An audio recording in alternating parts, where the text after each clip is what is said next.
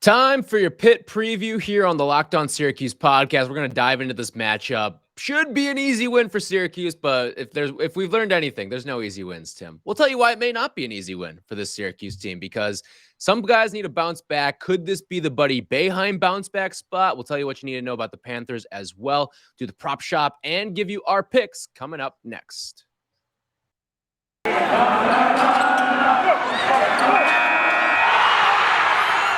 You are Locked On Syracuse, your daily podcast on the Syracuse Orange, part of the Locked On Podcast Network, your team every day.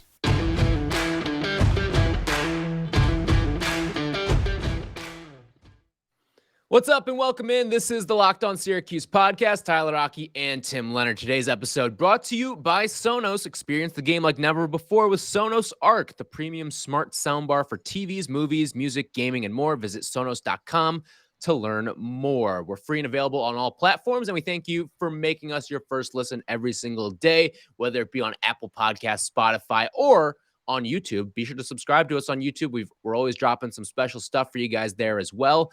And we appreciate all the feedback in the comments as well. We love interacting with you guys on YouTube. Shout out to the YouTube crowd out there. All right, time for Pitt. This is going to hopefully, fingers crossed, be an easy one. And it's nice that you get Pitt twice on the schedule. They're just coming off a loss to Boston College. No, they beat BC. Or did they came beat back. BC? Did they come back? All right. Well, that was premature then. Yeah, they did. They beat them 69-67. So how about that? But they were won the losing race most of to 69, game. right? They did, yes. Shout out Tate Frazier. Yep.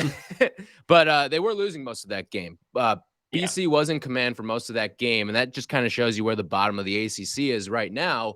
And Syracuse has a chance to really sort of assert its dominance. Like, you and I were kind of talking about how were we going to tackle the Pitt preview, because we've talked when we look at games like Wake, Miami, we kind of dive into a little bit more of the X's and O's of the other team. But with a team like Pitt, not to overlook them, but this is kind of more like your Cornells and Browns. Like, they're literally that bad of an opponent this year. Yeah, I will say they've kept it close in ACC play. Their 3 ACC losses by a combined 5 points. And there's a good tweet from Mike Monaco, who's an ESPN, like ACC network broadcaster. Shout out to him for this. He compiled that there's been 31 ACC games to this point. 21 have been decided by single digits, and 18 have been decided by 5 points or fewer. 10 of those have been one possession games. So 18 of the 31 ACC games decided by 5 points or fewer. That's kind of what we've been saying, right? That all these games at the very least are going to be fun. They're going to be back and forth. And with there's pretty much no tiers in the league, you've got Duke, and even Duke just lost to Miami. So you say what you want about that. But I think basically everyone else is kind of in the, okay, we're sort of on the bubble to we're off the bubble, but trying to get onto the bubble. It's just sort of a whole lot of that makes a lot of close games. So Pitt has kept games close, but I think this is a game that Syracuse just sort of blows the doors off of them. And I don't think it means anything. I just think this is a good matchup. And in the spot that Pitt is getting Syracuse, I feel like they're hungry. I feel like they'll run away with this game from the jump. And again, I don't think that necessarily means anything, but yeah, that's because what I think happens. I look at Pitt as a team that, okay, like Miami, you can see them getting back into games, right? Really good offense. Wake, you can see them getting back into the games just because I think Steve Forbes is a good coach, and they've kind of proven that they've been battle tested this year. Pitt, I just don't think is one of those teams where if you sort of assert your dominance on them, I don't think they're going to come back just because they're not a good shooting team from any spot on the floor. The one thing that they can do is get to the free throw line, but how helpful can that be when you're trying to slog your way back and you're trying to chip away point by point as opposed to trying to get it back 3 at a time? And I think that's going to be something that can really harm them. And they don't take care of the basketball, and they don't do anything in terms of forcing turnovers as well. So all of that stuff sort of put together kind of shows you why this Pitt basketball team right now is 6-9. And even though every single game they've played in the ACC so far has been one possession, though you shouldn't be 1-3 when that's the case. And that's Syracuse too. It is right? Syracuse Same too, thing to a degree. But like these are one possession games, and like this Pitt team is a whole new level of bad. I mean, some of the losses that they have this year, they've got 2 losses to teams outside the top 240 in KenPom right now. Yeah, but look, like Syracuse lost to Colgate. Colgate can't beat anyone. Syracuse lost to Georgetown. Patrick Ewing's making comments about how Big John's rolling in his grave. Yeah. Like, I'm not saying Syracuse is going to lose this game, but this is what we thought when we did the Pitt preview podcast last year. And we were like, it's great that Syracuse has 2 games against Pitt and they lost both of them. One of them was off a pause, and it's a totally different team. I think the only way that Pitt keeps this game close or somehow wins the game, which again, I don't think is going to happen, but to make the case for it, it's John Hughley going off, who's their sophomore big, who he's only averaging like 16 points per game, but he's had some individual games that scare me a little bit. Like he's coming off 32 points, 13 rebounds against BC in the last game. He had 25 points, 14 rebounds against Minnesota. 5 times this year, he scored 21 points or more. So that's what they did with Champagny last year, and that's why they were able to beat Syracuse. It's just, is Hughley going to have a monster game on the glass and somehow be that big that gives Syracuse fits? If he doesn't do it, though, I really don't see how Pitt wins because they can't shoot. Yeah, and here's the thing, too, is like we can talk up, oh, well, we're overlooking Pitt. And what we mean by that, essentially, is you lose this one, that's the nail in the coffin. Like, the season's over. If you don't think it's already over, like, the season is over if you lose this game to Pitt. And there's very little good that can come out of the rest of the way for the season if you do end up losing this game. But that's kind of what we're trying to give across here. Sure. If us overlooking Pitt basically ends your season, like point blank. There's no other way around it at this point. No, and the season probably already is over, like you're saying. But yeah, this would totally end it. Buddy Boeheim's probably going to bounce back. We can talk about that a little bit. I feel like, you know, he's getting a lot of defensive attention, but he's also not really getting into the flow of games and then all of a sudden missing some shots that he normally makes because of that. And teams have sort of figured out, I think, that you put some length on him, and if you make him the number 1 option on a team, he's probably not quite qualified to take a team on a long, I guess I say NCAA tournament run. He kind of did that last year as the number 1 guy, but you probably need better pieces around him if he's the number 1 guy, because they're able to focus so much defensive attention on him. And I don't think Buddy's been bad necessarily, but he hasn't taken a step up that he probably needed to take for the amount of defensive attention he's getting. Right. That's a good point there. And speaking of defensive attention, like this isn't a good defensive Pitt team, but they do have some length that can bother you. Like a lot of guys on this roster, 6'7", 6'8", have a little bit of length to them too. They're top 20 in the nation in height. So it's kind of like Wake, like big team can give you some fits. So it could be a bad matchup, but I just don't see Buddy Boeheim going out and returning home and having just a dud of a performance. I just can't see that, because these are the spots where we point to guys like Joe Girard, and I think Buddy Boeheim falls in that camp as well, although I think it happens less frequently with Buddy because he has fewer bad performances. But these are the bounce back spots. You take advantage of some of the bad teams, and Pitt's a prime example of that. You should be able to do that on a Tuesday night in Syracuse. I'll go back to something I've said a lot this year. Syracuse is going to look good against bad teams, and they're probably going to look bad against good teams. I think that's how this is going to play out in ACC play. There's not a lot of quote-unquote good teams in the ACC, so a lot of these games will be close. But like when they went up against Villanova, they just don't have the pieces right now. When they went up against Auburn, they don't have the pieces right now. But they're going to look good against a team like Pittsburgh, because when Joe Girard is getting guarded loosely and he makes a couple early threes and he gets some confidence, he looks like a world beater, and we'll probably see that from Joe Girard in this game, like we saw against Miami. Yeah, we'll get into the prop shop and any other little Pitt tidbits we want to talk about ahead of this matchup. But hey, Syracuse fans, it is time for me to tell you about an amazing app, and anyone that buys gas needs to know about it. It's called Get Upside. Our listeners are making up to 25 cents for every gallon of gas every time they fill up. Just download the free Get Upside app in the App Store or Google Play right now and use the promo code SCORE and get a bonus 25 cents per gallon on your first fill up. That's up to 50 cents cash back, so don't pay full price of the pump anymore. Get cash back using Get Upside. Just download the app for free and use promo code SCORE to get up to 50 cents per gallon cash back on your first tank. Some people who drive a lot are making as much as $200 to $300 a month in cash back. And guess what? There's no catch. The cash back gets added right to your account, and you can cash out anytime to your bank account, PayPal, or an e-gift card for Amazon and other brands. Just download the free Get Upside app and use promo code SCORE to get up to 50 cents per gallon cash back on your first tank. That's promo code SCORE. diving into some other stuff here with Pitt, when you look at the Panthers as a whole here, I mean, not a team that's going to scare you from three. They're really a team that doesn't shoot a lot of threes. Here's the one thing I would bring up. It's actually the one thing that Pitt is elite at, and it is getting to the free throw line, which usually isn't something that's going to be overly concerning against a zone. But then there comes the Jesse Edwards portion of the equation. Right, which we got a prop shop on him too, which I think will be interesting. But so like it's one of those things where can Jesse stay on the floor? So let's just dive right into the prop shop with it. One of the ones that you set up for us here, Jesse Edwards, over under 4 fouls in this game. Where are you sitting on Jesse Edwards? Can he stay out of foul trouble?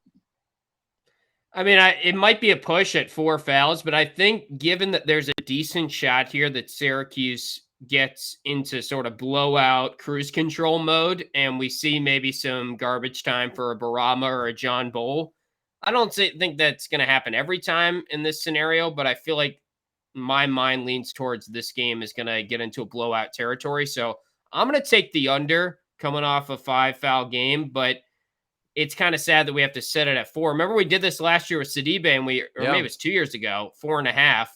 And now it's getting to that territory for Jesse. I probably could have put it at 4.5, but I feel like we would have just definitely both taken the under in that situation. Feels mean then, right? When you move the line to 4.5. So some of the numbers here for Pitt, they're number 1 in the country in free throw attempts over field goal attempt ratio. So what that means is that a lot of their shot attempts are actually coming at the free throw line. They're sitting at about 47%.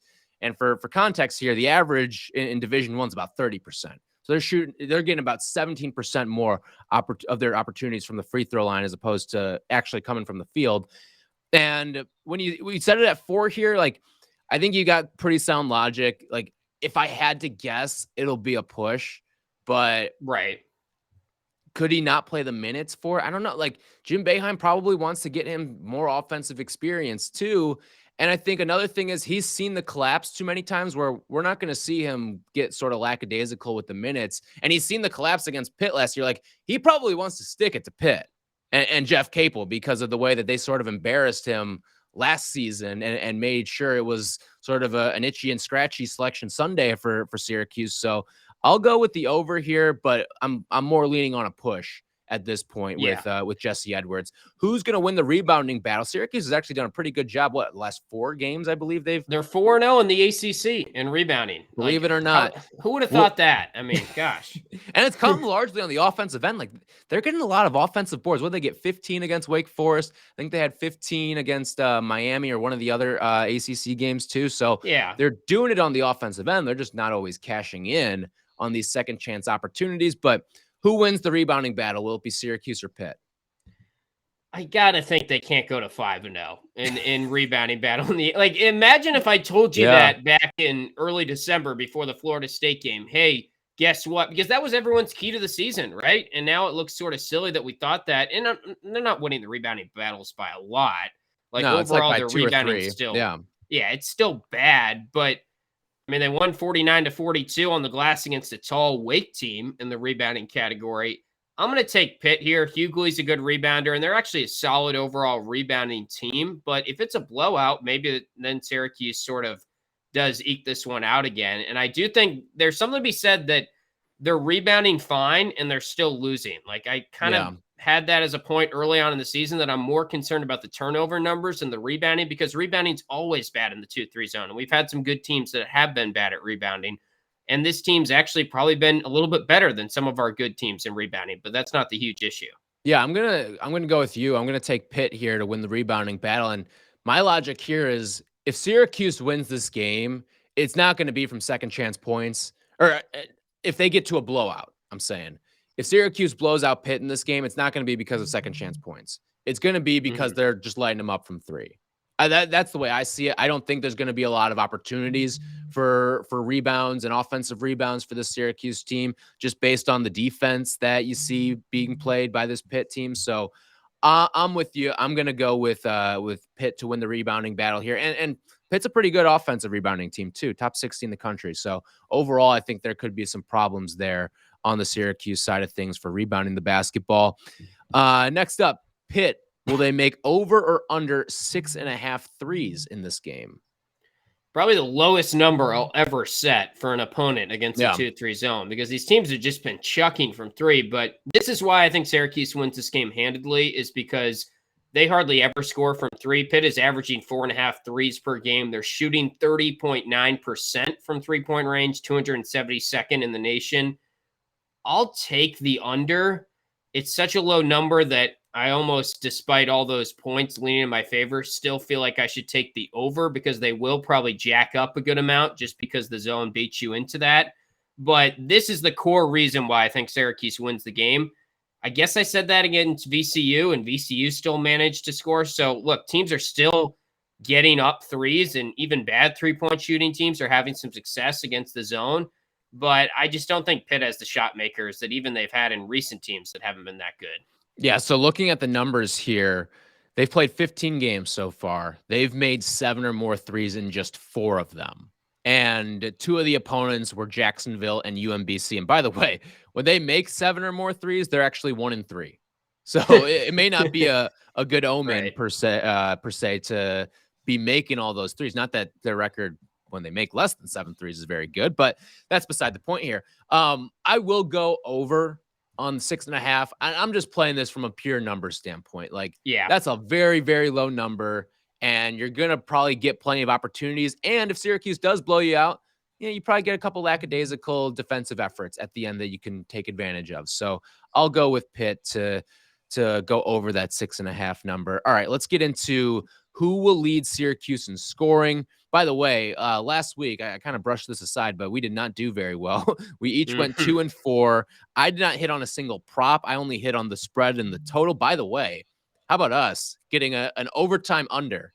You don't see that very often. Overtime is where unders go to die, but it just kind of double validates us. I feel like that it went to overtime, especially with this offense that Syracuse has, and it still hits the under. And then you hit on Frank Anselm getting over 7.5 minutes in that last game.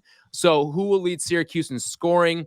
Last game, it was Jimmy Boeheim. Sure as hell didn't feel like it was Jimmy Boeheim, but it was. But the odds here, Buddy Boeheim, even money. Joe Girard, plus 235. Jimmy, plus 285. Cole, plus 420. Jesse, plus 550. Or if you're going to go into the bench, plus 1,000. I'll take Buddy. I think he bounces. He'll have 22 and Joe will have 19. And it'll be one of those games like we've seen against Cornell where everyone's probably north of 14 or 15 points and shooting pretty efficiently, but Buddy just takes more shots than the rest of the guys. So I'll lean with him. Yeah, I'm thinking about taking Joe here because, I'm with you. Like, both those guys are going to bounce back in this game. And at this point, I'll play the money odds. I got to catch up a little bit here. So I'll take the plus 235 because, like, let's be honest, this is a game where Joe could have like 25, 26 points because he's just going to have some space to shoot from three, hopefully. And we'll see it all play out, but I just like the odds there. All right, when we come back, we will get into the spread, the total, all that good stuff from this game, courtesy of BetOnline.ag. And speaking of BetOnline.ag, they would like to wish you a happy new betting year as we continue our march to the playoffs and beyond. BetOnline remains the #1 spot for all the best sports wagering action for 2022. And with a new year and a new updated desktop and mobile site to sign up today and receive your 50% welcome bonus on your first deposit when you use our promo code LOCKEDON. That's locked on, all one word, and that'll help you get started. From football, basketball, hockey, boxing, and UFC, right to your favorite Vegas casino games. Don't wait to take advantage of all the amazing offers available for 2022, and it gets even better when you use our promo code LOCKEDON. That's locked on, all one word, for a 50% welcome bonus on that first deposit. BetOnline is the fastest and easiest way to wager on all your favorite sports. BetOnline is where the game starts. All right, diving into the numbers here on the spread and the total. Nothing out yet as of us recording this, but based off of the KenPom projections, it has Syracuse taking this one 77-66. We'll set that line at 11. So for you, Syracuse, can they cover the 11 against Pitt at home? Yeah, I think they win this game by pretty convincingly 20-25, honestly. And that's just because Pitt can't really shoot. Pitt turns it over a lot. Syracuse is going to be very hungry. Syracuse is good offensively against bad defenses. The only cause for concern is John Hughley and the rebounding, but overall, Syracuse's rebounding has been a little bit better lately. And going back to what I said on yesterday's podcast, I do think they're finding their stride a little bit and they're making progress as a team, which means they're just going from a really bad team to a bad team, basically, sadly. But I still think they're playing better than the last 2 or 3 games win-loss column has shown for. So I think this is where they just probably blow the doors off a Pitt team that's not very good. Yeah, I think of it too, like, can John Hughley beat you by himself? And the answer is no. He can't beat you by himself, I don't think.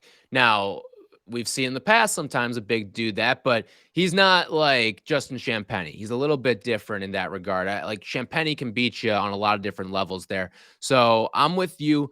This just feels like the game where Syracuse sort of takes their frustrations out, especially since they've probably got some pent up frustrations, not just from the fact that you've had 3 hard fought losses, but you also lost to these guys twice last year.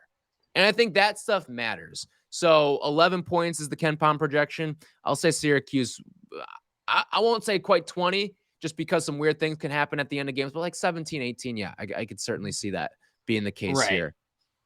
And they'll probably have a good first half, right? I mean, we've seen that so many times now where they come out great. They might let it fizzle a little bit in the second half, but I don't see it getting to the point where Pitt can actually come back because they're just not that talented. Yeah, I mean, you want to go to BetOnline.ag and make some coin. Take Syracuse on the first half spread, whatever it is. Because based off of this number, it's probably going to be about 6 or 7 on that first half spread when it's all settled in. I mean, that kind of feels pretty free to me. I don't know about you. But, yeah, I agree. yeah, there's a little tip for you there. High or low scoring based on this projection. 143 is the projected KenPom total. Are you expecting more or less than that number of 143? I'll take the under because I think Pitt is going to have a really hard time scoring. And again, I don't think that this zone defense is good or it means that we should come away from this game and say, wow, this zone D could be a force coming down the stretch of ACC play. But Pitt plays at a pretty slow pace as well. They're 329th in the country in adjusted tempo. So the fact that they're going to sort of get lulled into a slower pace than even normal against the zone, they might chuck up some threes and not make them. And even if they're getting rebounds, it probably just slows down the whole process of the game too. And the slower the game, the better things are for the over-under, or for the under, I should say specifically. So I feel pretty good about taking the under here. The only thing is maybe Syracuse has an 85, 90 point effort. Yeah. And then it's so skewed based on that Syracuse individually kind of pulls it over the over-under. Yeah, that's where I was kind of going. I think this could be a behemoth of an offensive performance for Syracuse, where they do get to the 87 or 90 point mark here. And also, like, you've got a team in Pitt that turns the ball over. That's quick points the other way in transition. That doesn't take a lot of time. And then on top of that, they're a team too that we mentioned can get to the free throw line a lot. And that's scoring with the clock off. So good point. Yeah. I'm gonna take the over on 143, but I think Syracuse is gonna be carrying a lot of the water in that regard. All right. That's gonna do it for us here on this Pitt preview. Gotta have it. I mean, absolutely gotta have it. 3 of the 4 nails are in the coffin. This could be the 4th one here. What are we doing on the recap pod if they lose? I mean, I don't even know. We might just not do it. Lacrosse season. The third Spalina's on the way. That's what we'll get into. Right. Someone give us a topic for the recap pod if they lose, because I'm not getting on here and talking about this basketball team if they lose to Pitt. I just can't take it at that point. No, I'm with you. No, you know what we're going to do? We're going to read mean tweets. We're going to Jimmy Kimmel it. We're going to read mean tweets, I think, of people. We'll just search Joe Girard's name.